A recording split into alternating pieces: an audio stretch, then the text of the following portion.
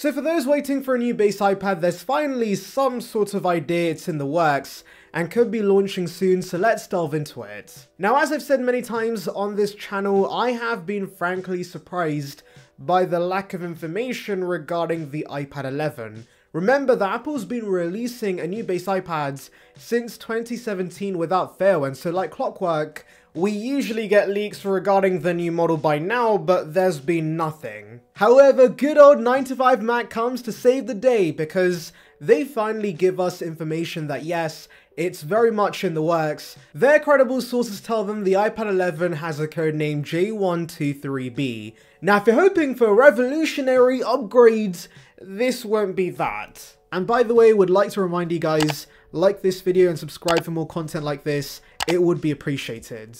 Because like I've been saying for a while now, this is going to be a simple spec update. It's unrealistic to expect anything more than that anyways, because let's be honest guys, every other version of the base iPad has been simple spec updates. They were even recycling the same iPad Air chassis from 2013 for years, and so now that we have a new design, even though it's the same design as the 2018 iPad Pro, you can bet your bottom dollar the base iPads will keep this design for the next few years. And so yes, the big upgrade with iPad 11 is gonna be A15.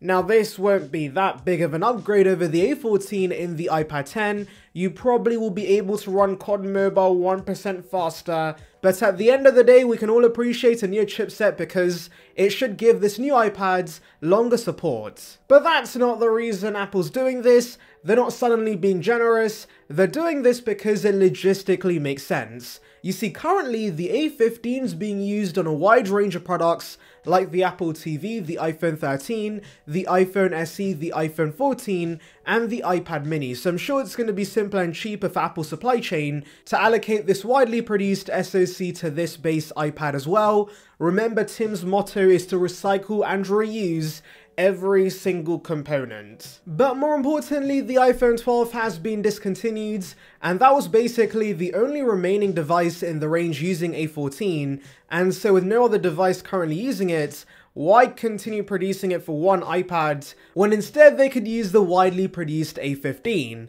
It does all make sense. Another change we could see isn't actually to do with the iPad, but an accessory that's very important to the experience, and that's the Apple Pencil. Obviously last year everyone complained how stupid the dongle situation was with the iPad 10. I mean, it still boggles my mind Apple engineers thought, hey, this looks right, let's ship a product like this. But anyways, it seems they've finally come to their senses and they're fixing this with the iPad 11. Now, does this mean we're getting Apple Pencil 2? No, because remember we can't get Apple Pencil 2 on this iPad since it has the landscape camera, but we could get a USB-C version of Apple Pencil 1. So courtesy of Steve Mosser, there's new code that's been added within iPadOS for an Apple Pencil low battery alert that says, connect to USB-C to recharge soon. Now, we currently don't have a USB-C version of the Pencil, so of course, with the European Union forcing Apple to switch everything to USB-C, including accessories, Apple has no choice but to introduce a USB-C version of Apple Pencil 1, which would be a humongous upgrade, guys. Genuinely, this might be the most exciting thing about this iPad, and it's nothing to do with the actual product, it's just Apple fixing something that never should have been a problem in the first place. And well, people, that's it for the changes. There could be a few snazzy colors, but honestly, I could see Apple keeping the colors exactly the same, which actually isn't a bad thing. I love how bright and saturated the iPad 10's colors are, so yes, keep those, that's fine by me. Now, I know an upgrade many are praying for is a laminated panel on this iPad, but I don't think that's ever going to happen because, remember, non-laminated displays are much cheaper to repair, and well, consider the fact these iPads are mainly for education and well, kids break literally everything. So the non-laminated panel is going to stick with the base iPad. Now, to be fair guys, I did use the iPad 10 briefly last year and the air gap's not as apparent now with the new design, and so when there's repairability advantages, I can look past this. Now we could get lucky and see a price cut with the iPad 11. Now as soon as I utter this, there's gonna be one guy in the comments with his laughing emojis claiming Apple never gives us price cuts. This is the company that sells a $1,000 stand. But no, when it comes to their base level products, they're actually relatively competitive with their pricing because guess what guys? Those shopping for a high-end Mac Pro who can splurge on a Pro Display XDR are not the same consumers getting a base iPad. Usually those looking for Apple's base level products are more price sensitive.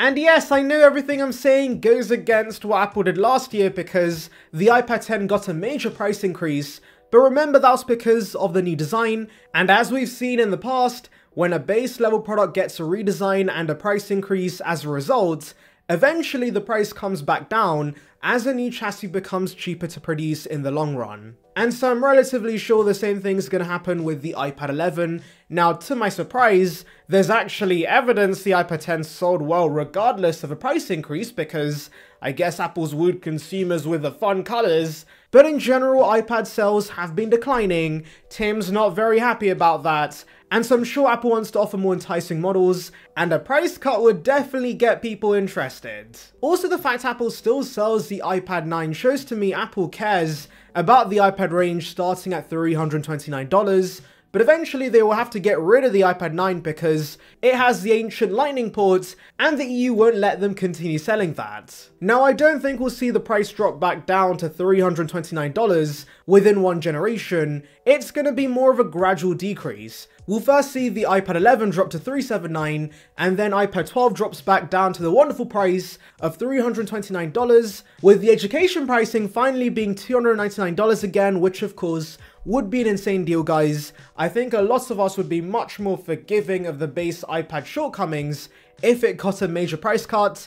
I might even consider one if it goes back down to $300, and the pricing was a big reason these iPads were so popular because fundamentally, previous base iPads didn't really have anything revolutionary about them because they had the old home button design we've had for a decade, but who cares about that when it's only going to cost you $300. I will say though, there is a very small possibility the iPad 11 stays at $450 and Apple continues selling the iPad 10 for a low price instead. But I'm really praying that doesn't end up being the case because, for one, the iPad 10 and 11 would be way too similar to keep in the range together, but also, the iPad range is a mess right now. And the first thing they can do is go back to one base iPad that's actually affordable. Anyways, let me know your thoughts in the comments, make sure to like and subscribe for more content like this, and thank you for watching.